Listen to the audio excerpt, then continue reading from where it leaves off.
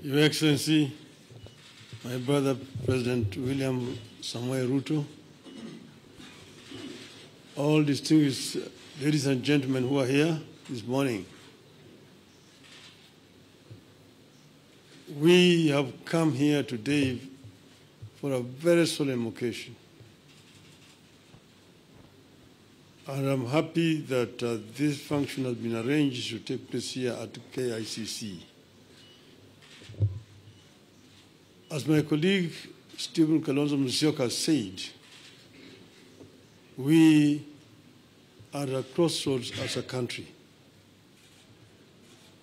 And times like this requires leadership, the country to move forward.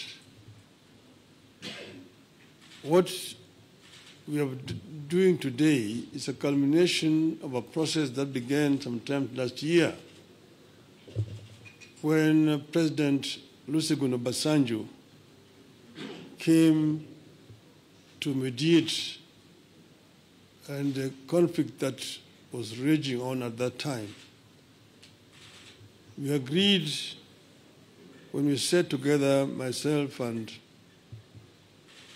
Brother William Ruto, that we would follow the route of dialogue.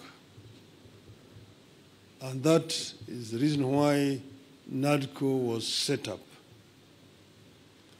NADCO then proceeded to dialogue and ended up with a very voluminous report which has contained some very fundamental recommendations. This bill that has now been signed into the law today is just one of those. But the NADCO report contains very many issues which are at the heart of the people of Kenya today. If you see the issues which are being raised by our youth, most of them are actually contained in the NADCO report. But if this NADCO report is implemented fully, you'll be able to address all those issues which these young people are raising. We are, as I've said, at a very, very crucial juncture in the history of our country. Our country has moved forward. There have been highs and lows in our history of 61 years. We need to move forward. And I want to say, at this moment in time, my brother, that we require now a wider engagement so that people have an opportunity to vomit all that is there in their chest in order that we can be able to find a way forward. I therefore want to support the proposal of my brother Stephen Kalonzo Musyoka that we have this conversation. It may not take more than 2 weeks, but it brings all the stakeholders together. Today, our society is fairly stratified. Nearly 70% of our population is below the age of 35, the youth. If you say that between 35 and 18 constitute about 40%, we need that 40% to be present when this dialogue is taking place. And then the rest can fill the rest. And then we just talk about the Kenya we want. The Kenya we want convention. Out of that will come out recommendations that will help us to resolve this issue once and for all. That will be my proposal, Your Excellency. I think that Kenya deserves better. The issues of employment, the issues of discrimination, the issues of corruption, the issues of gender, and so on, are issues that need to be addressed in the wider forum. I think that it is possible to do.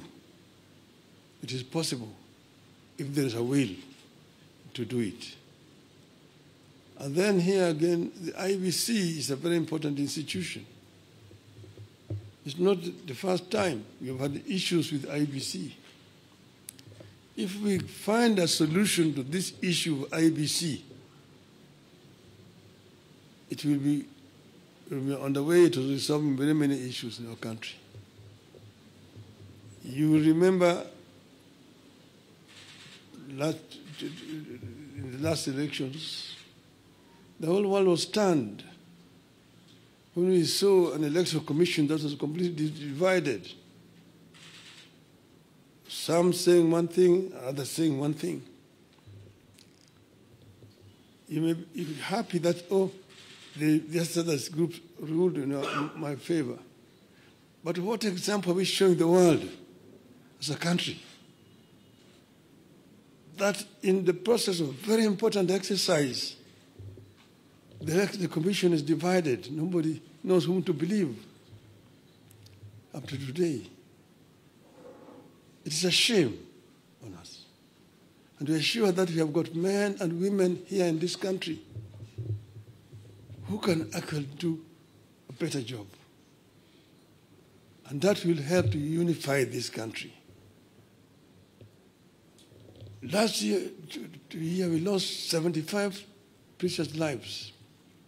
This year we lost another over 40 lives. To say nothing about those who have been wounded, who have been hurt.